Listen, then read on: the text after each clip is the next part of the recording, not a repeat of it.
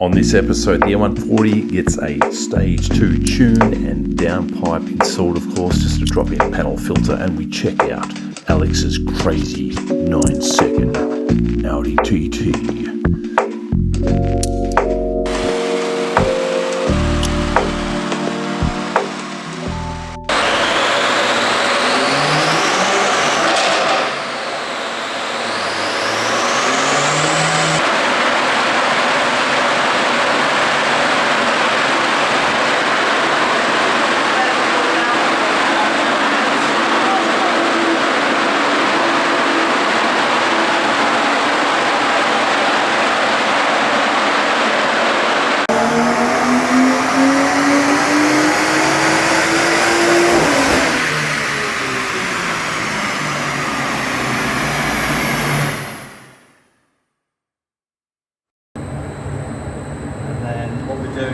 Riding the fuel rail pressure.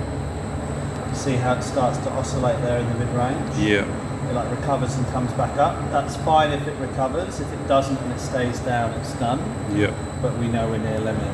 Yeah, okay. So obviously there's a regulator as part of that pump system, and when it drops it can recover, but it can only recover a certain percent. Yeah. And then when we look at, say, knock angle, we're not taking any timing out or anything. I think we're doing 1 degree at 2800 RPM. So if we're just tickling the knock sensor, that's fine. Yeah. But if it was putting like 3, 4, 5 degrees, we'd know too much. So pulling it everywhere. Nowhere near that. Yeah. But obviously, the biggest factor for us is intake air temperature. And you see how it starts to climb up. It's only 32 degrees there. This is a charge-cooled system. But it is starting to climb. So I think the reason why it made a bit of extra power is we let it cool down. Yeah, okay. Up another 5 kilowatt. Okay, so there wasn't much changes from before. Okay. And we're at 89% duty cycle on the turbo. So if you had the high pressure fuel pump in there, we could maybe get another 10% out of it. Yeah, okay. We don't know what that equates to. It could be a couple of PSI or something like that, but you'd probably get more towards the 310, 320, but there wouldn't be much else. Yeah, okay.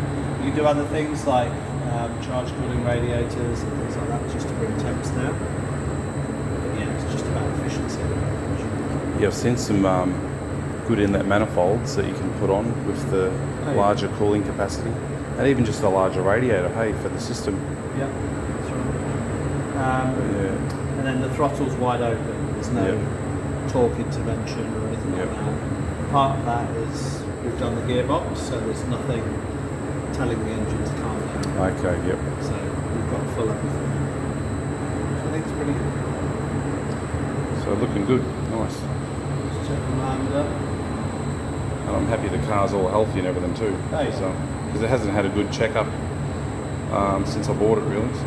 And then lambda here, kind of come in 0.88 and then taper down, and just before red line we just dump a little bit of extra fuel. Still a lot richer than stock. Stock would be like 0.9, it'd be up here. Yeah. But we've got a nice fuel control all the way through. Okay. That's it. Okay, so that concludes a few tweaks to the file. On the final run, we ended up getting 300.3 kilowatt and 554.5 newton meters. So Alex promised me that we would go over 300 kilowatt. So he's correct. We went over by 0.3. It was a hot day though, so 35 degrees. It might have been warmer in that little dyno room there with the runs that we were doing. So the big battle was the inlet temps. Of course, I've got standard charge cooler set up, standard intercooler, standard radiator that cools the water down for it. So that might be something to look at in the future. But yeah, from 235.8 kilowatt up to 300.3, so that's a 64.5 kilowatt gain. Very nice indeed. There's not many cars that'll give you that sort of a gain unless you're talking V8 twin turbos, etc. So the good old B58, very nice gain there. And from 486.5 newton meters standard up to 554.5, so 68 newton meter gain there. But the big part is you can see when it's stock standard on that standard run of 235 kilowatt from 4,800 RPM to 6,600 RPM, it's relatively flat, the power. It doesn't go up much. It just stops. It must be getting starved of fuel, etc. You know, and it's a small turbocharger. We know that. They always put small turbos on these cars for the street. So that area is over 70 kilowatt gain. Yeah, from 4.8. What is it? It's about from 5,500 RPM up. That's where there's a noticeable gain, and yeah, you do feel it when driving the car. So that flat line is now gone. It's now worth revving it out a little bit more than in stock form. So yeah, awesome numbers. Very happy with that. And from here, it's probably going to be high pressure fuel pump. Might get some lower inlet temps. Might do some hard pipes as well, just in case anything cracks in the future. These are better off though than the N55 engines. They were prone to cracking some of the charge pipes, but the B58 seem pretty good. I know if something ain't broke, don't fix it, but it's good peace of mind to do it as well, yeah. So that concludes the power run.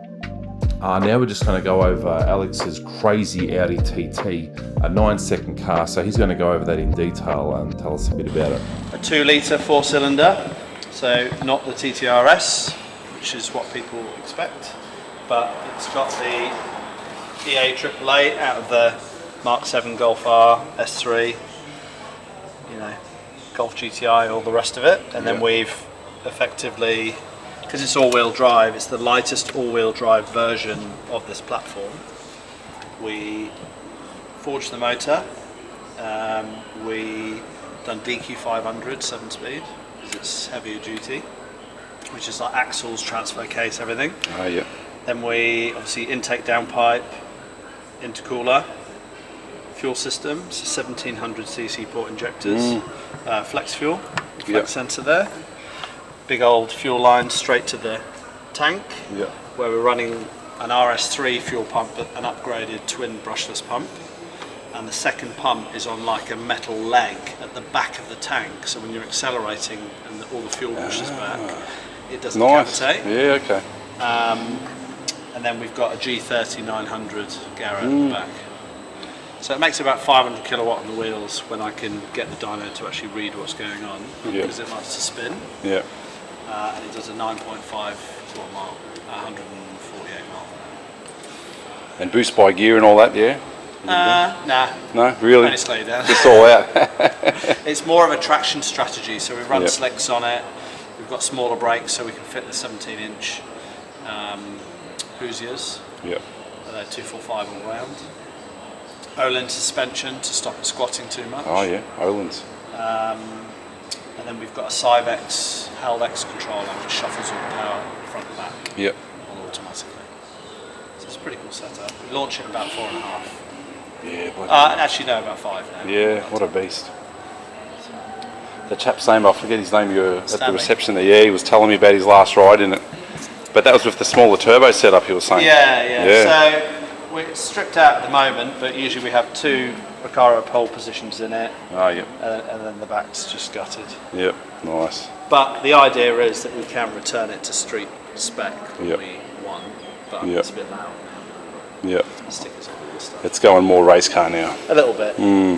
There's a point of no return and we're pretty close. That's it, yeah. But yeah, we've got like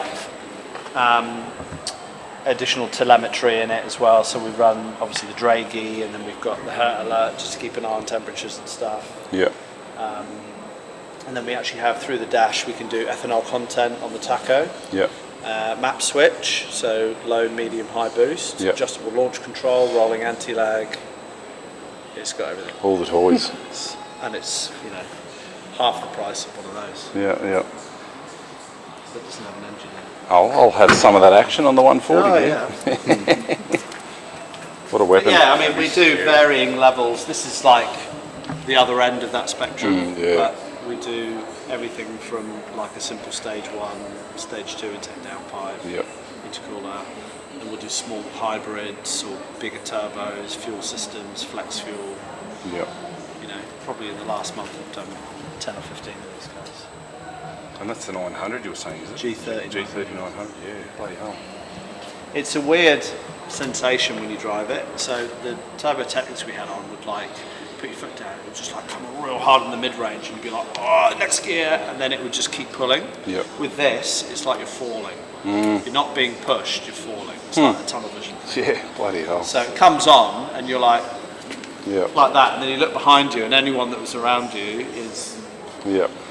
300 or 400 meters. You're going through a portal, you know? Yeah, that's it, teleport, yeah. But I'm not sure I love the driving sensation on it. Yep. So we're waiting. One of our suppliers is coming up with a slightly smaller kit. So Garrett's coming out with their next generation turbochargers. Precision's coming out with some new units. The problem is they've either been too small or too big. Yep. And they're starting to appeal to this market a little bit. Yeah, okay. And Turbo Smart coming out with turbos as well. Really? I didn't know They're that. producing their own units. Oh, awesome. And they've got a few key sizes, like a 64, 66, 62, 66. It's really good. It will probably make like, I reckon the sweet spot's about 450 kilowatt. Okay. So you lose a little bit at the top end, but you gain a lot down low, which at the drags doesn't make a huge amount of difference. But as long as I didn't lose too much on the street, just. How about the EFR series? Are they doing well, or? They haven't been as popular on this platform. Yeah, So okay. run them really hard and make a lot of boost to get the power out. They love super high boost, but you have to run quite a big turbo Yeah, okay. to get the power out. Yep. So APR came out with a kit years ago, and it was their stage 3 kit was based on an EFR. And people just kept on fucking blowing engines. Oh, okay. Such high boost to get it to perform, and it was just like lifting heads. Yep. To get in their efficiency. And, cracking pistons. And yeah, okay. Anyway. What a beast. Yeah, it's good. 30 grand it cost. Yeah. Bloody hell. And it had like shit all over it. And I was like, can you do 30? And I was like, yeah, whatever. Yeah. and then after we did our first 9, I sent him the thing. He goes, oh my god, it's amazing. Yeah. I'm like, yeah, the fucking central vent still doesn't work, by the Yeah. way. Because the actuator's gone behind the dash. Yeah, okay. Pull the dash out. I said, it's alright, it's a race car. Like it's not needed. Exactly. Yeah, very But nice. yeah, it's good. I mean, it vibrates and it's loud. And Yeah, of at course. one point, we had an exhaust fabricated for it, and we could almost hear it wasn't flowing. It was like, you know, when it's on boost. So we're like, all right, let's put a free flowing on. And it was so loud, I could not drive it more than 1 or 2 kilometers. Yeah, okay. It would give me like a searing headache. Yeah. So I got them to put in all the extra. Yeah, okay. So it's a bit of a weight penalty, but it flows and it's quiet enough now. Yeah. Do you drive it to Heathcote when you go? Yeah. You do, yeah, you drive it up. Yeah. That's Nice. the whole purpose. Yeah, yeah. But yeah, I think maybe we'll bring it back a few clicks. I'm 0.1 of a second being the 3rd fastest of this platform in the world. Really? So you've got Galano's 8-second car, Yeah. EcoTune's 8-second car, which are both owner-owned cars. They're not other shops. Yep. They're the guys who do the software. Okay. So they're 1 and 2, and they fight over position. Yeah. And then Hank Iros from Iros Motorsport years ago set a 9.517, and this is a 9.568. Bloody hell. And that's the 3rd fastest MQB in the world. And this is technically 4th, but we only need to get that a little bit faster. Nice. And then we've got 3rd, and then I'll Yeah. not retire it, but I'll do something else. Yeah. Good job. Bloody hell. You just need a little gust of wind and you would have been right. That's it. Bloody hell. But there is part of me that thinks maybe we should put a cage in it. Yeah. I'm not sure a chute is required, but I'd like to have the extra bit of safety. Yeah, true. Every time you do that, you're adding weight, right? Yeah. Yeah. 1 step forward, 1 step back. Right, I'm just checking the read. Yeah, cool. Right, I might just film a few more of the toys here with underground performance.